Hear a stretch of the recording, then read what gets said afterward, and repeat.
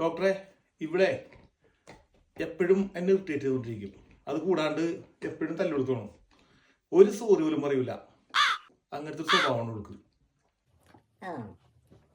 ഞാനെന്തിനാ സോറി പറയണേ? നിങ്ങൾക്ക് ആദ്യം പറഞ്ഞൂടെ സോറി? ഞാനാണ് ആദ്യം സോറി പറഞ്ഞത്. നിങ്ങൾക്ക് പറഞ്ഞാൽ കുഴപ്പം? കേട്ടാ പറയണേട്ടാ, ഇതാണ് ഇവിടെ സ്വഭാവം. സോറി പറയൂല, ഞാൻ ആദ്യം സോറി പറയണം. Hang on a minute, Sinaj. Sorry. Do excuse me, just one moment. Hello, my darling.